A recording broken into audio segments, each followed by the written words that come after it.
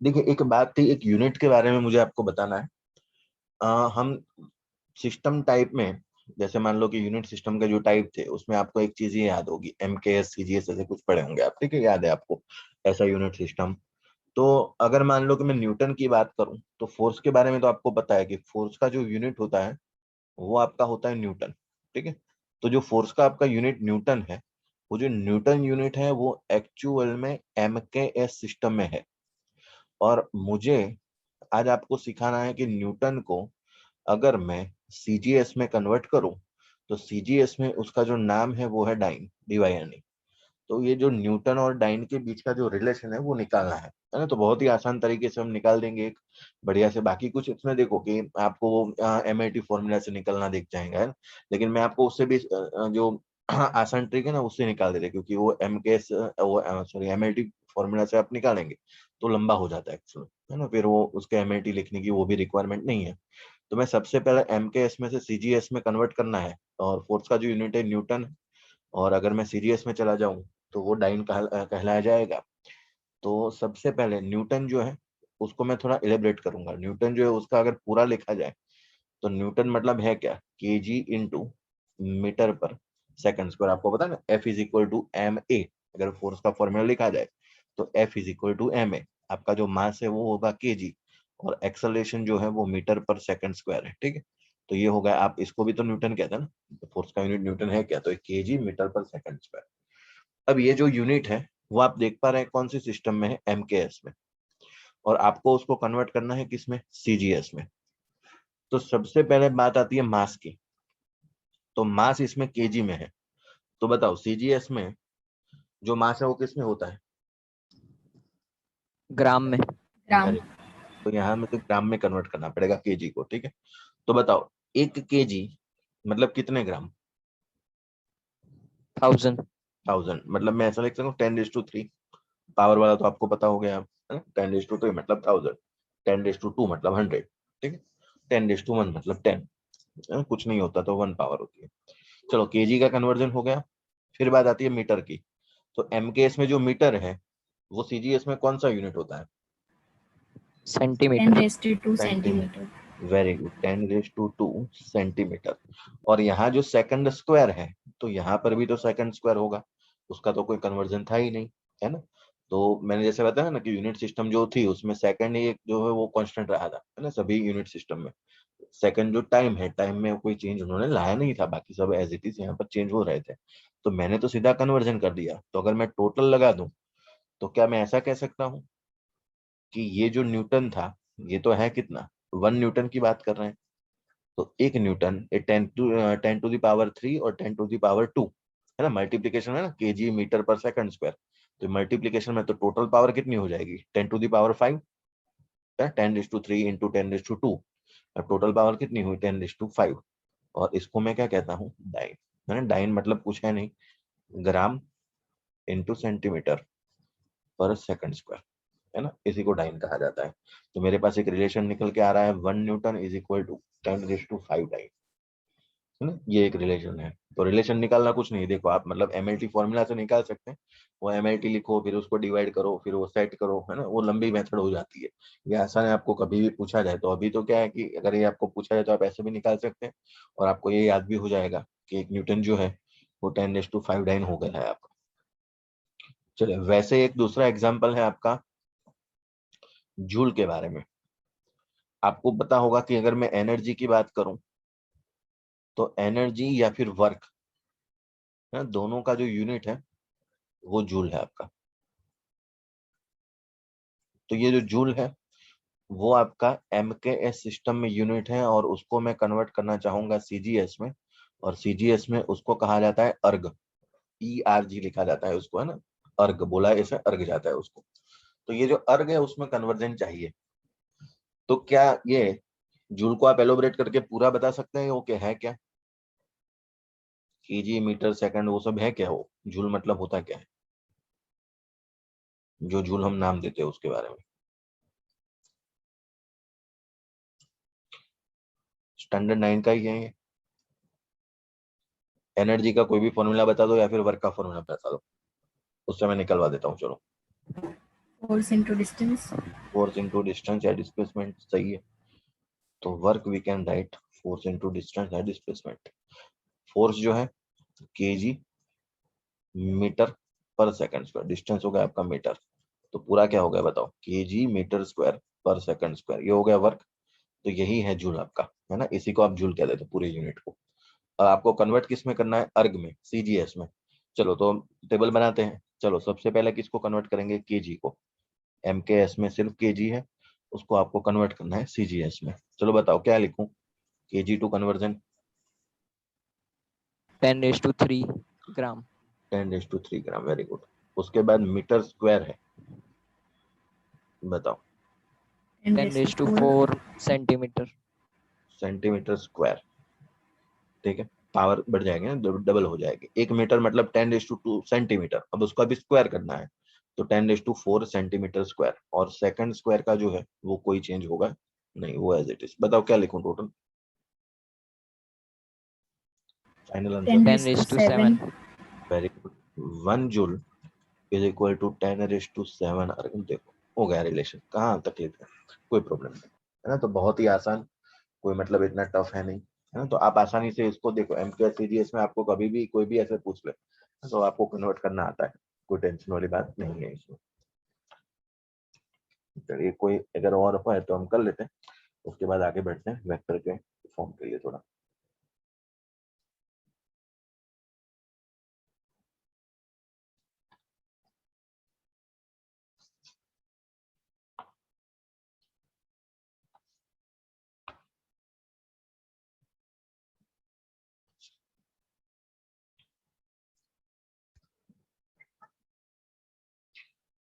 तो आज का आपका जो मेन टॉपिक है वो है वेक्टर। तो स्टार्ट करते हैं। क्या कोई बता पाएगा वेक्टर होता क्या है, वेक्टर फिजिकल क्वांटिटी और स्केलर फिजिकल क्वांटिटी में क्या डिफरेंस है, क्या कोई कहना चाहेगा। Vector has both magnitude and direction. Okay. और स्केलर क्वांटिटी होती है उसमें सिर्फ और सिर्फ मैग्नीट्यूड होता है, ठीक है। अगर मैं आपको फॉर एग्जांपल ऐसा कहूँ कि आप जहाँ मान लो कि चलो सब्जी लेने गए, है, तो कोई भी सब्जी ली आपने, तो आप ऐसा बोलोगे 1 kg दो, 500 ग्राम दो, है ना, ऐसा बात करेंगे। अब कौन सी डायरेक्शन में देनी है उसका तो कोई मतलब बनता नहीं है वहां पर। आप ऐसे कहेंगे कि राइट, वो मतलब राइट साइड में जाके दो, लेफ्ट साइड में, तो डायरेक्शन का क्या मतलब है उसमें। तो कुछ ऐसी फिजिकल क्वांटिटी होती है जिसको अगर मैं डिफाइन करना चाहूँ तो मुझे सिर्फ और सिर्फ मैग्नीट्यूड की जरूरत पड़ेगी, बाकी डायरेक्शन की कोई जरूरत है नहीं, है ना। तो ये हो गया।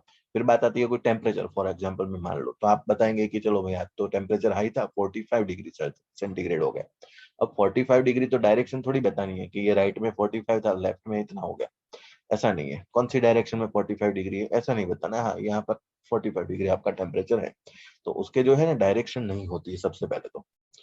अब बात आती है वेक्टर क्वांटिटी की। अब वेक्टर क्वांटिटी की अगर मैं बात करूं तो वेक्टर क्वांटिटी में क्या है ऐसी चीज कि आप जो 9th स्टैंडर्ड में पढ़े हैं, बहुत ध्यान से सुनना, 9th स्टैंडर्ड में आपने जो सुना है वो ऐसा सुना होगा कि वेक्टर जो है वो दो चीजों से बनता है, एक तो मैग्नीट्यूड होगा प्लस डायरेक्शन होगा, है ना। लेकिन ये जो सेंटेंस है वो अभी भी पूरा नहीं हुआ है, मैं आपको विथ एग्जांपल समझा दूंगा उसको। 9th में आप वही सीखे हैं, vector has a direction plus magnitude, है ना, तो ये सीखे हैं। चलो मैं आपको 9th की बात बता दूं तो आप सही है 9th स्टैंडर्ड तक। लेकिन अगर मैं आपको फॉर एग्जांपल एक बढ़िया सा एग्जांपल देता हूँ, यहाँ पर आप देख पा रहे हैं करंट, है ना, स्केलर क्वांटिटी में उसका एग्जांपल दिया है। मैं करंट के बारे में डिस्कस करूंगा, 10th स्टैंडर्ड की बात है ना। तो ये आप 10th स्टैंडर्ड में करंट तो ऑलरेडी सीख चुके हैं, 12th में बहुत सीखने वाले हैं, लेकिन 10th का आपको थोड़ा याद होगा। ये मान लो कि एक लाइन, एक वायर जो है इसमें से एक करंट यहाँ से आ रही है, दूसरा एक करंट यहाँ से आ रहा है, और दोनों वायर मिलकर एक तीसरा वायर ऐसे यहाँ पर बना रहे हैं। तो फॉर एग्जाम्पल मैं यहाँ पर ऐसा लेता हूँ कि यहाँ से 2 एम्पियर का करंट आया और यहाँ से 3 एम्पियर का करंट आया। बताओ इस लाइन में कितना करंट जाएगा, आगे वाली लाइन में 5 एम्पियर। 5 एम्पियर जाएगा।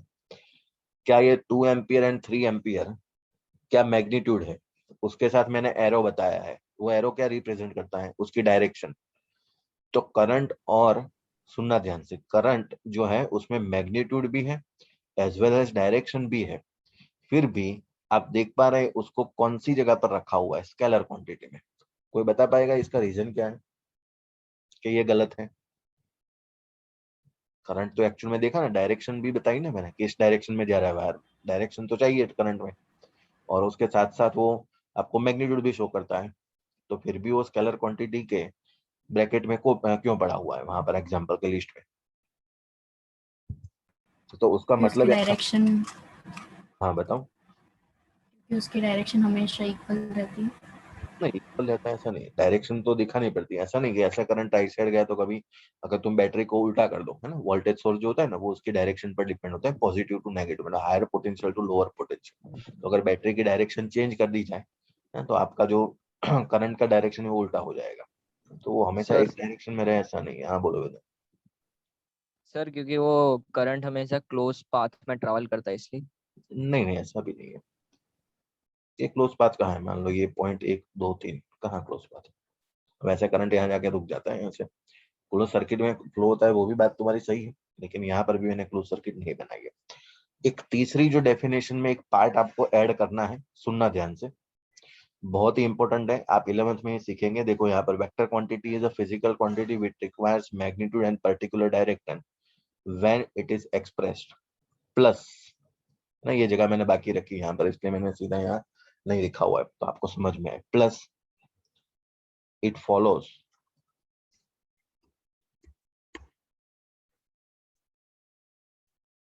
Vector law.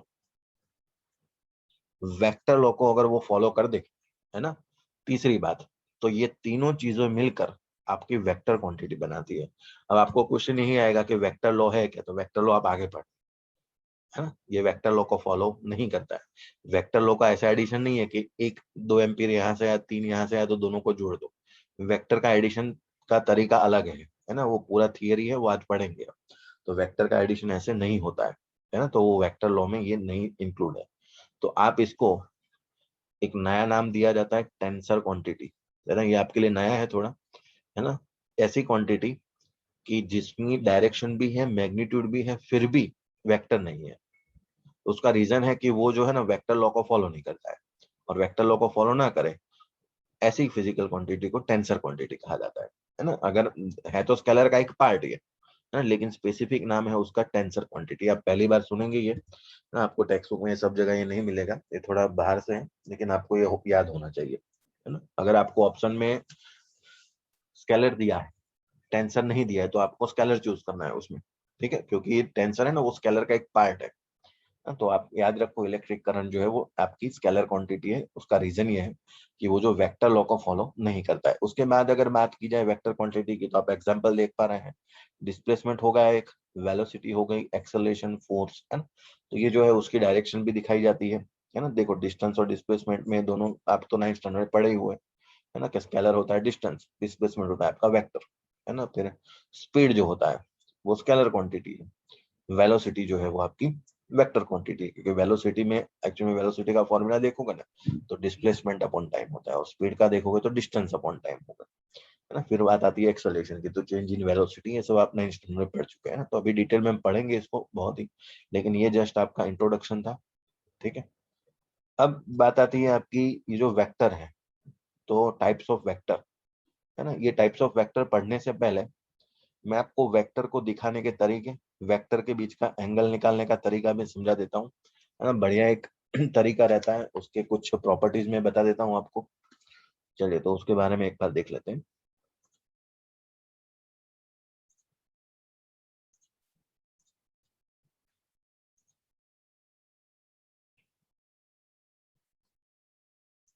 चलिए, तो वेक्टर को ड्रॉ कैसे करेंगे? मान लो कि मैं आपको कहूँ कि वेक्टर है, लेकिन वेक्टर ड्रॉ कैसे करेंगे?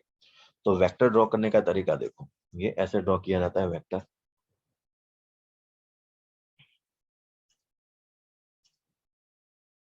ये बनाओ लाइन, ये हो गया उसका एरो, और ये हो गया। अब उसको सब स्पेसिफिक नाम है सभी के, तो नाम कैसे है देखिए। इसको कहा जाता है हेड, इसको कहा जाता है लेंथ, और इसको कहा जाता है टेल। स्पेसिफिक आप सभी के नाम है, अब सभी जो कुछ है वो कुछ ना कुछ रिप्रेजेंट करते हैं। तो जो हेड है वो उसकी डायरेक्शन को डिफाइन किए जाते हैं। फिर लेंथ के बारे में बताए, तो आपका जो लेंथ है वो लेंथ उसका मैग्नीट्यूड बताएगा, है ना। जब भी आप मतलब वेक्टर को ग्राफिकल फॉर्म में रिप्रेजेंट करें, ग्राफिकल फॉर्म मतलब ग्राफ पेपर के ऊपर अगर आप उसको ड्रॉ करें तो जितनी मैग्नीट्यूड ज्यादा होगा ना उसकी उतनी लेंथ ज्यादा होगी वेक्टर की। और जो टेल होती है वो टेल बताती है कि आपका वेक्टर कहाँ से स्टार्ट हुआ है, इनिशियलाइजेशन उसका ना, वेक्टर कहाँ से आपका स्टार्ट हो रहा है, उसको कहाँ से दिखाया जाएगा, रिप्रेजेंट किया जाएगा, तो टेल से रिप्रेजेंट किया जाएगा, है ना। तो यहाँ टेल बताऊं मतलब ये वेक्टर जो है वो आपका स्टार्ट हो रहा है। अगर मान लो फॉर एग्जाम्पल मुझे आपको ऐसा कहना है ए वेक्टर, तो मैं उसको कैसे दिखाऊंगा, ए उसके ऊपर मैं एरो बनाऊंगा, ये हो गया आपका वेक्टर का सिंबल। मान लो कि मैं कहूँ B vector, so we can write B vector, C vector, A B C, आप कोई भी एक्स वाई जेड कोई भी पी क्यू आर एस, तो वेक्टर दिखाने का तरीका है। अब इसमें एरो बड़ा छोटा ये नहीं करना होता, ये के ऊपर छोटा सा ये एरो बना देना होता है। बाकी प्रॉपर जो मीनिंग है ना, वेक्टर का ये होता है। अब बात आती है मेन आपकी एंगल बिटवीन टू वेक्टर्स, और उसके पहले मैं आपको बता देता हूँ एक दो छोटी सी प्रॉपर्टी बता देता हूँ, बहुत ही ध्यान से देखना। अगर मैंने यहाँ पर ये वेक्टर बनाया, मान लीजिए, ठीक है, ये वेक्टर यहाँ पर है, अब उसको मैं पूरा शिफ्ट कर रहा हूँ, है ना, सेम टू सेम। अगर मैं उसको पैरेलल शिफ्ट कर रहा हूँ, मैं ना पैरेलल शिफ्टिंग की प्रॉपर्टी होती है, इसको कहा जाता है। ये वेक्टर आपका यहाँ है, उसको मैं शिफ्ट मार रहा हूँ, देखना ध्यान से, ये मैं उसको देखा मैंने उठाकर कहाँ रख दिया, राइट साइड में यहाँ तक पहुंच गया। क्या आप बता पाएंगे कि इसके मैग्नीट्यूड, है ना, फॉर एग्जाम्पल अगर मान लो चलो मैं यहाँ था, तो यहाँ का उसका हॉरिजॉन्टल जो लाइन होती है ना ऐसी बीच में, तो हॉरिजॉन्टल के साथ उसका 45 डिग्री एंगल था, तो मैंने ये उठाया और धीरे धीरे धीरे करके मैं उसको इस एंड के ऊपर लाकर रख दिया यहाँ पर। तो क्या इसके मैग्नीट्यूड और इसके डायरेक्शन में क्या कोई चेंज आ रहा है क्या, देख लीजिए, क्या मैग्नीट्यूड चेंज हुआ, वेक्टर बड़ा छोटा हो गया, इसको उठा कर मैं यहाँ लाया नो तो सर, क्या उसकी डायरेक्शन चेंज हुई हॉरिजॉन्टल के साथ, नो सर। तो आप इसकी प्रॉपर्टी क्या बोलेंगे कि ये प्रॉपर्टी को कहा जाता है पैरेलल शिफ्टिंग, है ना, नाम सुनना ध्यान से, पैरेलल शिफ्टिंग कहा जाता है उसको। बहुत ही काम की प्रॉपर्टी है, अभी मैं आपको एंगल निकलना सिखाऊंगा तो आपको समझ में आ जाएगा ना, एक तो बढ़िया न्यूमेरिकल भी करेंगे इसके ऊपर आज। तो पैरेलल शिफ्टिंग एक प्रॉपर्टी आपको याद करनी है ना, जस्ट आपको मतलब ये कोई थियरी नहीं है, ये सभी लॉजिकल कॉन्सेप्ट हैं, ये आपको बड़े बड़े न्यूमेरिकल में छोटे छोटे पार्ट बनेंगे आपके बेस न्यूमेरिकल गिनने के लिए। तो इसको कहा जाता है पैरेलल शिफ्टिंग। और जब भी आप वेक्टर को पैरेलल शिफ्ट करें तो पैरेलल शिफ्ट करने पर no direction, no magnitude change, है ना, इन दोनों में कोई भी डायरेक्शन या फिर मैग्नीट्यूड दोनों में कोई भी चेंज आता नहीं है, आपको ये याद रखना है। फिर अब दूसरी बात आती है, देखना ध्यान से। अब ये बनाया मैंने फॉर एग्जांपल एक वेक्टर, ठीक है। अब ये वेक्टर को फॉर एग्जांपल मैं पूरा 360 डिग्री घुमा दूं, है ना, ये ऐसे पूरा 360 डिग्री वापस मैंने उसको घुमा कर वापस रख दिया, तो क्या इसके डायरेक्शन और मैग्नीट्यूड में कोई चेंज आया क्या, पूरा 360 डिग्री मतलब पूरा रोटेट कर दिया घुमाकर और वापस लाकर रख दिया, 360 घुमाना मतलब, तो ये नो सर। आपका डायरेक्शन जो है वो और उसका मैग्नीट्यूड दोनों चेंज नहीं होगा ना। आप पेन को देख लो, पेन को आप ऐसे एक बार ऐसे टेढ़ी करके रखो जैसे मैंने वेक्टर रखा है और उसको पूरा 360 डिग्री घुमाओ, है ना, हिले नहीं ऐसे, बाकी पेन आपकी हिल जाएगी तो वैसा कहेंगे डायरेक्शन चेंज होगी, है ना, हिले नहीं ऐसे, आप पूरा 360 डिग्री घुमाओ उसको, वापस वहां आके खड़ा हो जाएगा, है ना। तो उसमें जो है ये प्रॉपर्टी मतलब जनरली बहुत काम नहीं लगती है, जो पहली जो प्रॉपर्टी है ना पैरेलल शिफ्टिंग की, वो बढ़िया काम लगती है। अब थोड़ा मैथमेटिकल स्टेप जो है वो आपको यहाँ पर याद करना पड़ेगा इसमें। अब जब भी एंगल निकालना हो, है ना, बढ़िया क्वेश्चन अभी स्टार्ट होते हैं आपके, एंगल बिटवीन टू वेक्टर्स, दो वेक्टर के बीच में एंगल कैसे निकाला जाए, है ना, और एंगल निकालने का तरीका क्या है। तो एंगल जब भी निकालना हो, है ना, मैं फॉर एग्जांपल चलो एक छोटा सा क्वेश्चन ले लेता हूँ पहले, तो उसमें आप समझ जाएंगे पूरा कंसेप्ट। ये मैंने बनाया एक वेक्टर ए और ये बनाया मैंने वेक्टर बी यहाँ पर, तो मैंने दो वेक्टर यहाँ पर बना लिए।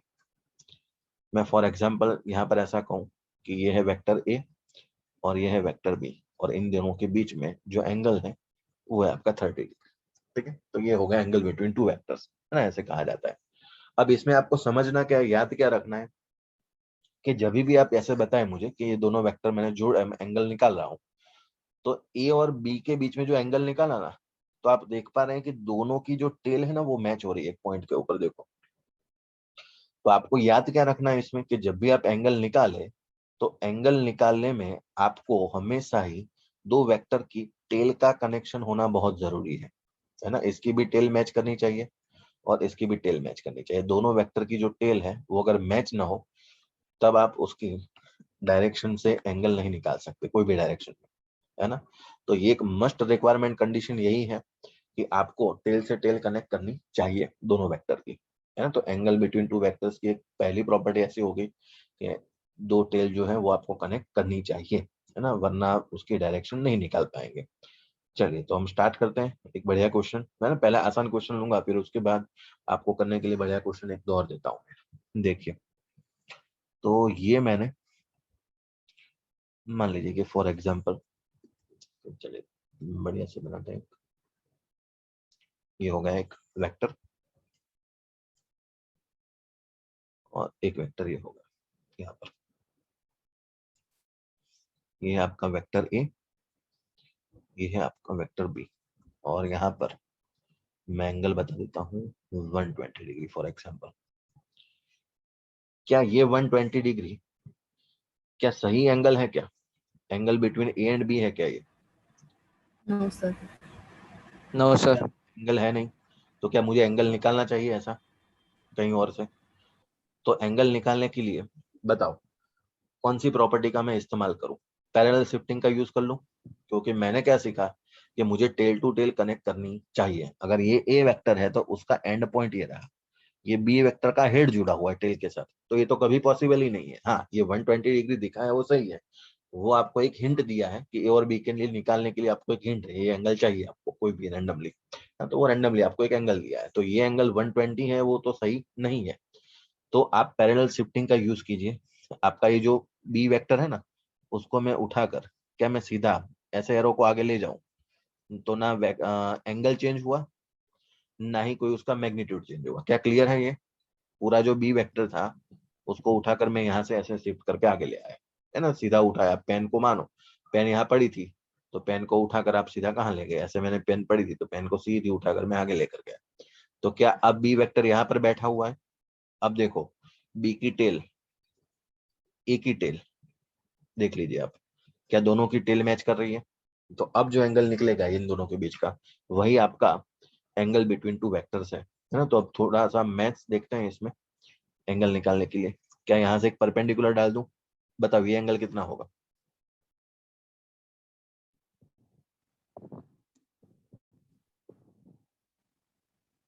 टोटल 120। सर 45। 45 कैसे हो जाएगा? 30। 30, यस, वेरी गुड, राइट। 90 डाला ना, ये देखो दोस्त, यहाँ से ए के परपेंडिकुलर डाला मैंने, तो ये तो 90 हुआ। टोटल कितना है? 120, तो बचेगा कितना? 30 सिंपली, है ना। और इसके मैं परपेंडिकुलर एक और डालता हूँ नीचे, तो क्या क्रॉस एंगल सेम होंगे? देखो ये 30 है, तो ये कितना हो जाएगा आपका? 30, सिंपल। तो बताओ अब ए और बी के बीच का एंगल तो ये है, तो ये 30, तो ये कितना बचा बताओ? Actual angle 90। कितना है? 90। 90 कहाँ से बचा दोस्त? ये मैंने देखो फिर से बता रहा हूँ, ये पूरी एक लाइन खींची हुई है ना यहाँ से, ये ऐसे, तो ये 30 है, तो उसका क्रॉस एंगल भी मैं क्या करूंगा? 30। अब ए और बी के बीच का एंगल कौन सा है आपका? ये रहा ना, ए और बी के बीच का एंगल ये रहा, तो ये कितना है? टोटल 90 है, तो ये एंगल कितना हुआ आपका? 60 डिग्री, है ना। तो पैरेलल शिफ्टिंग की प्रॉपर्टी को मैंने यूज किया। अब आप पहला एग्जांपल में ऐसा नहीं कंफर्टेबल फील करेंगे, अभी धीरे धीरे बहुत सारे एग्जांपल करने हैं, तो उसके बाद मैं आपको 3-4 वेक्टर एक साथ जोड़ के बताऊंगा, है ना। ये तो मतलब जस्ट फॉर एग्जांपल एक ही लिया है। चलिए इसका एक और एग्जांपल करते हैं। ये क्लियर है कि क्वेश्चन है इसमें? तो पूछ लो, दूसरे एग्जाम्पल की तरफ आगे बढ़ते हैं। ये थोड़ा ट्रिक क्लियर है बनाओ सर। वाला है ना, आपका वो जियोमेट्रिकल है, मैथ्स 8-9 स्टैंडर्ड का है। 30-30 क्रॉस एंगल, तो बचा कितना? 60। अब जैसे मैंने क्या किया, मेरा एम क्या होना चाहिए पता है ऐसे क्वेश्चन में, कि मुझे टेल कनेक्ट करनी है कुछ भी करके, है ना। टेल टू टेल कनेक्ट नहीं हुई तो मेरा आंसर नहीं आएगा। बस आपका एम यही होना चाहिए कि टेल कनेक्ट कर दो, बाकी सब काम छोड़ दो, वो तो ऑटोमेटिक हो जाएगा। चलिए फॉर एग्जाम्पल एक बढ़िया सा और क्वेश्चन लेते हैं।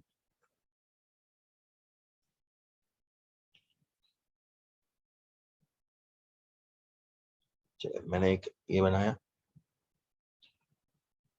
और दूसरा वेक्टर है ये बना दिया। अब ट्राई करना अच्छे से और इन दोनों के बीच का जो एंगल है वो मैंने बना दिया 30 डिग्री। ये है वेक्टर ए और ये हो गया आपका वेक्टर बी। चलिए ट्राई कीजिए जरा इसको।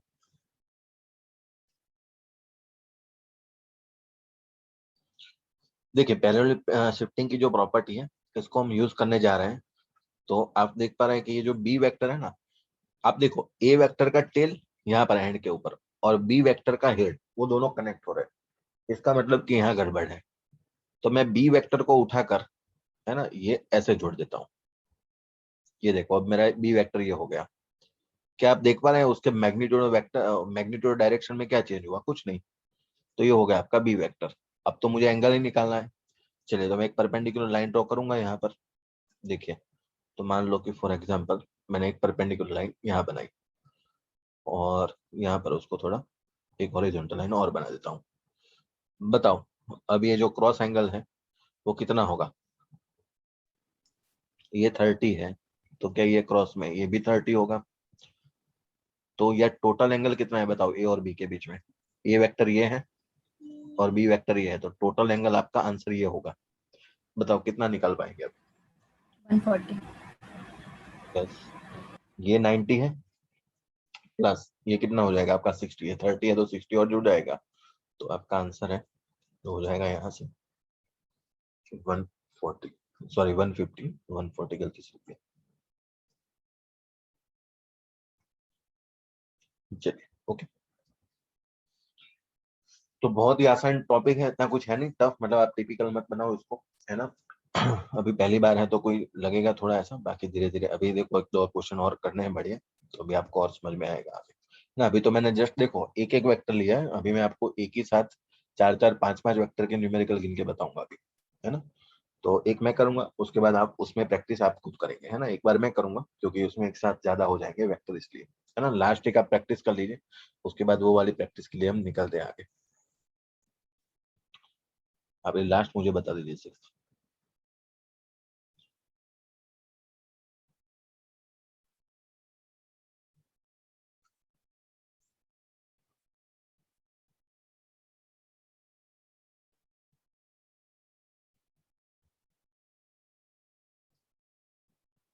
ये हो गया एक वेक्टर और एक दूसरा वेक्टर यहाँ डाल देते हैं।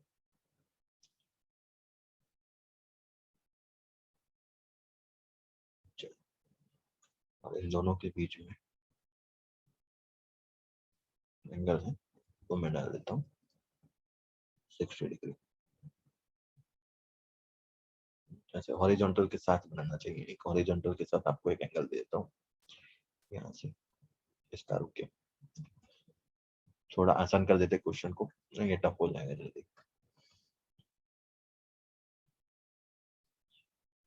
ये जो एंगल है वो है 30 डिग्री, जो एंगल है वह 60 डिग्री। ये है वेक्टर ए और ये है वेक्टर बी।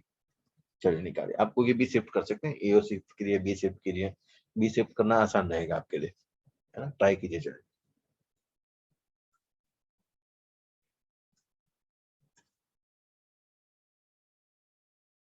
देखो आप इस बी वेक्टर को उठाकर, है ना, आगे शिफ्ट मार लो। मतलब ए बी वेक्टर को मैंने ऐसे रख दिया, देखो क्या कोई चेंज हुआ? उठाकर मैं आगे लेकर आ गया सीधा, है ना। बी को पकड़ो और सीधा उसको आगे रख दो ऐसे। क्या टेल टू टेल कनेक्ट हो चुका है? अब मुझे क्या एंगल निकालना चाहिए बताइए। ये मैंने एक परपेंडिकुलर लाइन ड्रॉ किया, बताइए अब ये जो एंगल है कैसे बताएंगे आप? टोटल जो है ये कितना एंगल है? ये 60 के बाद ये कितना है? 30। ये 30 है तो ये वाला एंगल कितना होगा बताओ? 60। 60। ठीक है, आपका angle between A and B है क्या? क्या ये आंसर है आपका? मैं अभी जो आर्क बना रहा हूँ पूरा ये, ठीक है, ये बन रहा है। क्या कोई बता पाएगा ये आर्क कितना है? टोटल कितना होता है बताओ? ये टोटल, ये जो मैं ऐसे रेड कलर से बना रहा हूँ, टोटल कितना है आपका स्ट्रेट लाइन में? 180 डिग्री होता है क्या? Yes sir. है ना? Yes, sir. तो ये 60 और 30 कितना, 90 निपट गया, बचा कितना 90 डिग्री, है ना? तो दोनों के बीच में एंगल कितना है आपका 90 डिग्री सिंपली।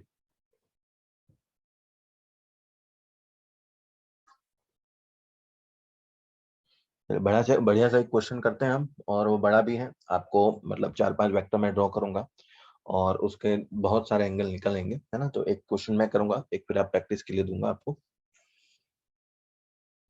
चलिए, मैंने ये लिया vector A,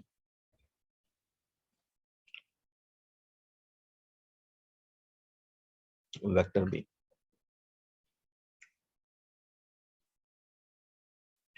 vector C,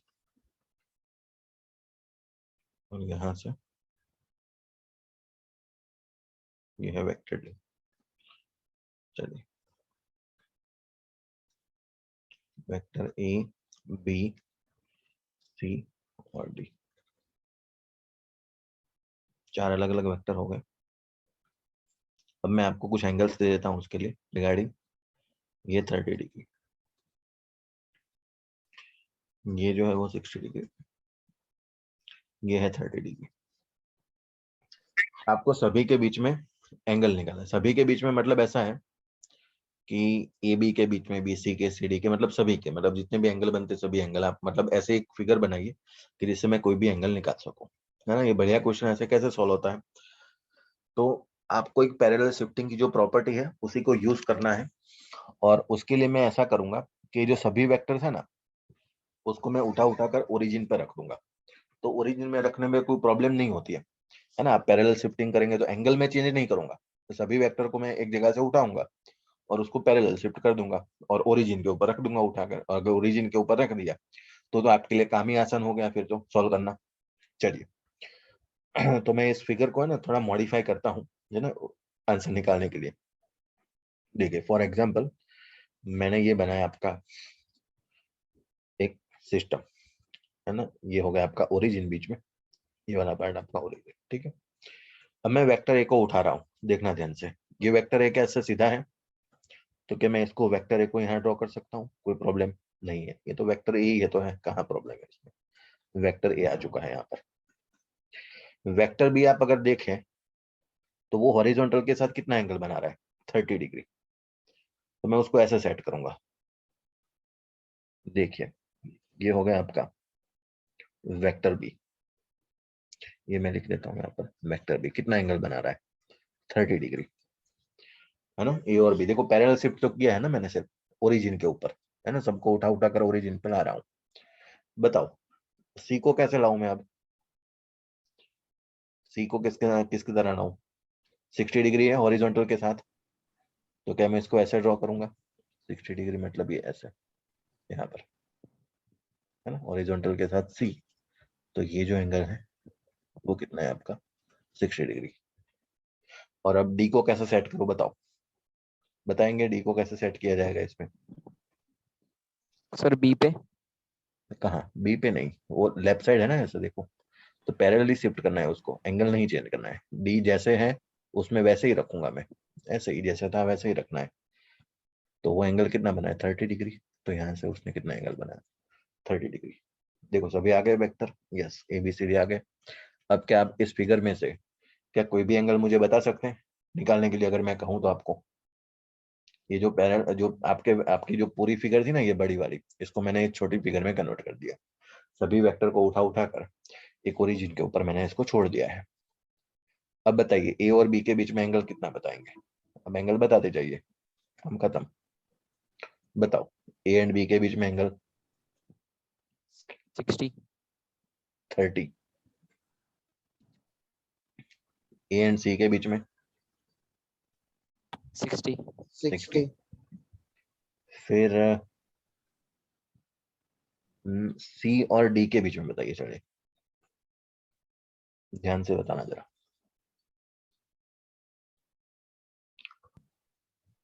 sir 60। सी और डी के बीच में 60, let me check.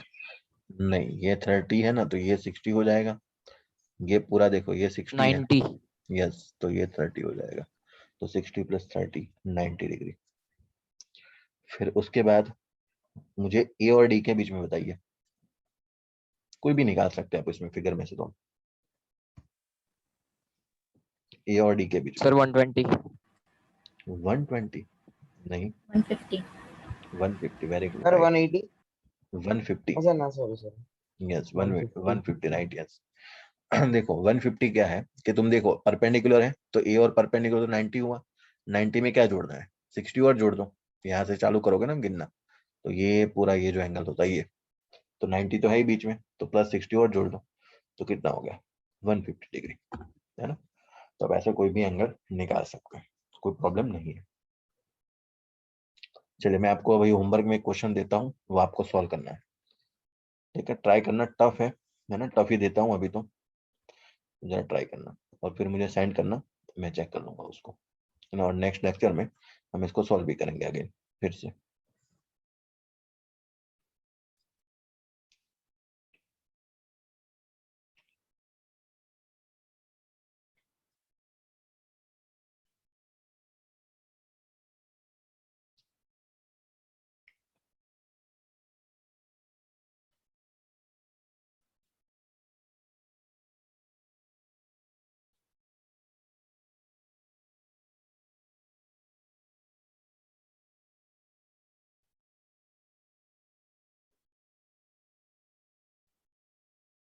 Vector A, vector B, vector C, और ये है वेक्टर डी। चलिए एंगल बता देता हूँ, ये है 60 डिग्री, ये हॉरिजॉन्टल के साथ एंगल बना रहा है 30 डिग्री, यहाँ से ये जो एंगल बना रहा है 30 डिग्री, है ना।